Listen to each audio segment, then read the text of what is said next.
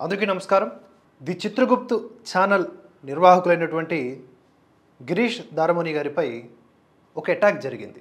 దానిపైన ఇప్పుడు మాట్లాడదాం. ముందుగా నేను చెప్పదలుచుకుంది ఏంటంటే, ఎందుకు అటాక్ జరిగింది అనడానికి వినిపిస్తున్న వెర్షన్, తరువాత ఎలా దాడి జరిగింది ఆ వీడియోస్ని చూపిస్తాను, ఇది దేనికి సంకేతం అనే విషయాన్ని చివరిలో చెప్తాను. ముందుగా గిరీష్ దారమణి గారిపై ఎందుకు దాడి చేశారు అన్నదానికి కారణాలని చూద్దాం. అంటే ఎవరైతే దాడి చేశారో, దాడి చేయడాన్ని సమర్థిస్తున్నారో వారి పాయింట్ ఆఫ్ వ్యూలో యాక్చువల్గా గిరీష్ గారికి ఇదివరకే బీజేపీ నుంచి సస్పెన్షన్ వేటు పడింది. కారణం ఏమిటి అంటే, ఆయన క్రమశిక్షణారాహిత్యంగా వ్యవహరించారు అని చెప్పి బీజేపీలోనే ఉంటూ కొంతమంది అదే పార్టీకి చెందినటువంటి వ్యక్తులను టార్గెటెడ్గా మాట్లాడడం లాంటివి చేస్తున్నారని. సో ఇదివరకే బీజేపీ పార్టీ నుండి ఆయన సస్పెండ్ అయ్యారు కొన్ని నెలల క్రితమే. ఇక ఆ తరువాత గత కొంతకాలంగా మెయిన్లీ బండి సంజయ్ గారిని టార్గెట్గా చేసుకొని విమర్శలు చేస్తూ ఉన్నారు. ఒక్కొక్కరు ఒక్కో తరహా విమర్శలు చేస్తారు. కొంతమంది భాష వ్యంగ్యంగా ఉండొచ్చు, ఆ తరహాలోనే వ్యంగ్యంతో కూడినటువంటి ఆరోపణలు, విమర్శలు చేశారు. ఎవరు? గిరీష్ గారు ది చిత్రగుప్తు ఛానల్ ద్వారా. బీజేపీ అభిమానిగానే బీజేపీపై విమర్శలు చేస్తూ ఉన్నారు అనేది ఇటువైపు ఉన్నటువంటి వెర్షన్. అలాగే ఓ మహిళపై ఇండైరెక్ట్గా కామెంట్స్ చేశారు అని ఆరోపిస్తూ ఉన్నారు. బీజేపీలో ఉన్న ఇతర లీడర్లతో ఆయనకి కనెక్షన్ ఉంది అంటే, గ్రూప్స్ ఉంటాయి కదా ఏ పార్టీలోనైనా, బయటికి పడరు కానీ. అలాగే బీజేపీలో కూడా వేరే గ్రూప్లో ఉన్నటువంటి లీడర్స్ను ఇతన్ని ఆడించడం ద్వారా ఇతను ఆడారు అనేలాగా మాట్లాడుతున్నారు.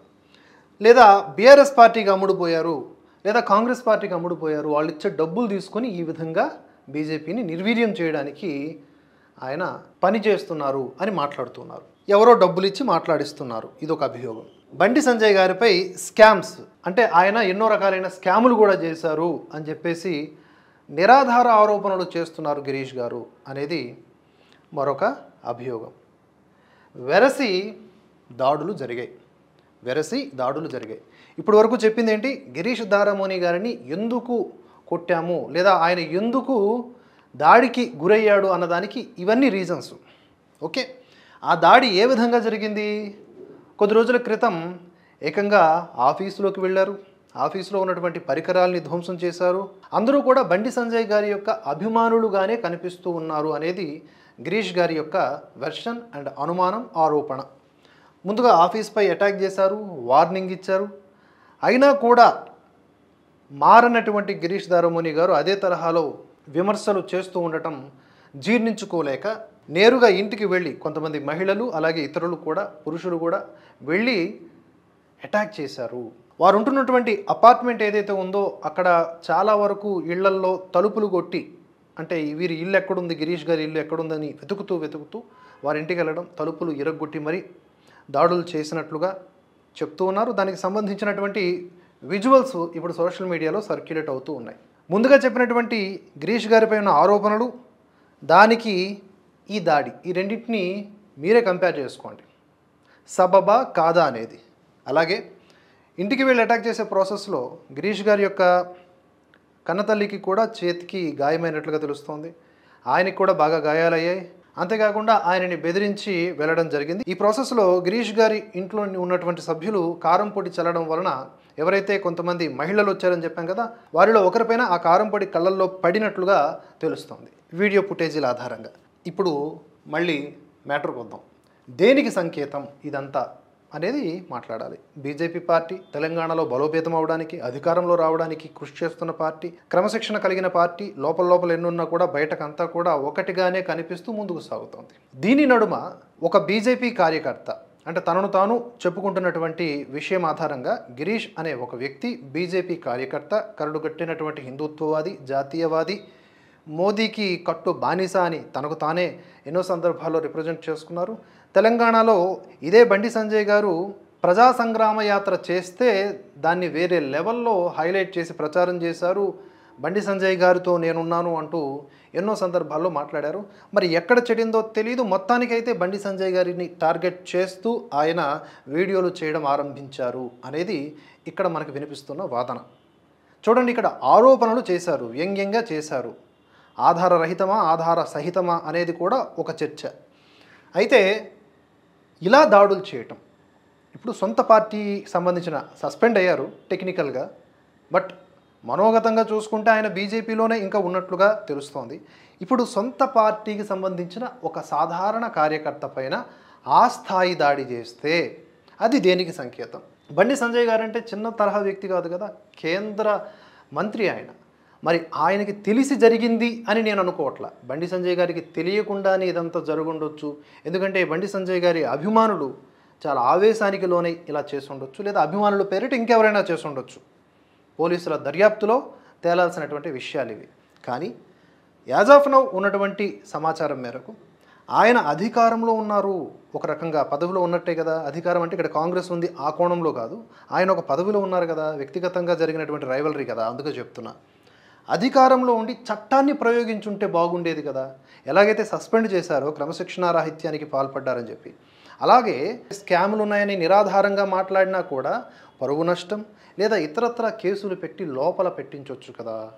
ఇది ఇంకా ఉత్తమ మార్గం కదా అనేది పెద్దల మాట. అంతేకాకుండా ఒకేసారి 10 మంది దాడి చేయటం, ఆ విజువల్స్ చూస్తే చాలా భయంకరంగా ఉన్నాయి, చాలా చాలా భయంకరంగా ఉన్నాయి. ప్రజాస్వామ్యం, చట్టం, న్యాయం ఇలాంటి వాటన్నింటికి కూడా విరుద్ధంగా ఉన్నాయి అవి. మరి ఇవన్నీ దేనికి సంకేతం? ఎవరు ఏ విధంగా తీసుకునే అవకాశం ఉంది దీన్ని? చెప్పుల దండ ఆయనకు వేసి ఊరేగించినట్లుగా కొడుతూ తీసుకువెళ్ళటం, బూతులతో తోలనాడుతూ ఆ వీడియోని రికార్డ్ చేయటం, సర్క్యులేట్ చేయటం, ఇక్కడ ఇది జరిగిందనమాట. ఇప్పుడు వీడియోలోకి వెళ్దాం. ఈ వీడియోలో స్పష్టంగా దాడి జరిగినట్లుగా అట్ ది సేమ్ టైం ఒక భయంకర వాతావరణం కనిపిస్తూ ఉంది. అందులో గిరీష్ గారితో పాటుగా ఫ్యామిలీ మెంబర్స్తో పాటుగా ఆయన్ని రక్షించడానికి ట్రై చేసినటువంటి వ్యక్తుల మీద కూడా దాడి జరిగింది. యాజ్ పర్ గిరీష్ గారు చెప్తున్న దాని ప్రకారం చూసుకుంటే 2 పోలీసులు వచ్చారు, ఫోన్ చేస్తే వాళ్ళపైన కూడా అటాక్ జరిగిందని చెప్తున్నారు. ఏదేమైనప్పటికీ అటాక్ జరిగినటువంటి తీరుని ఒకసారి మనం చూద్దాం.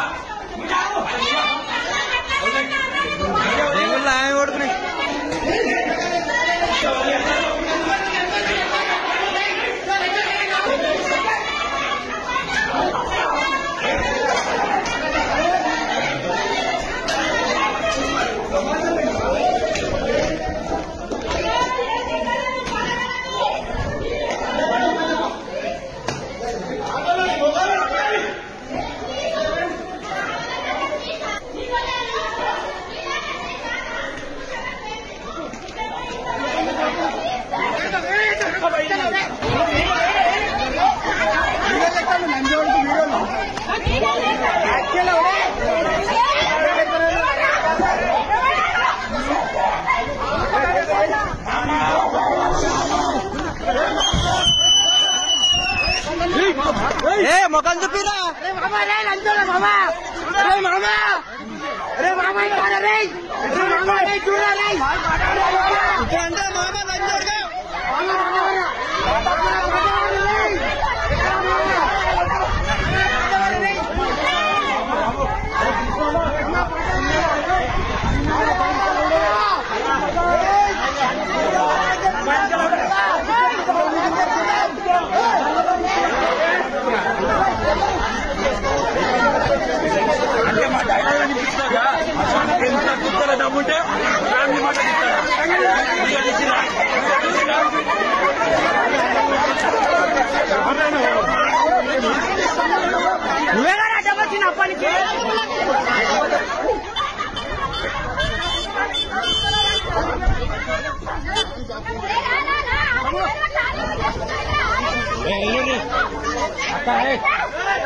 ఇది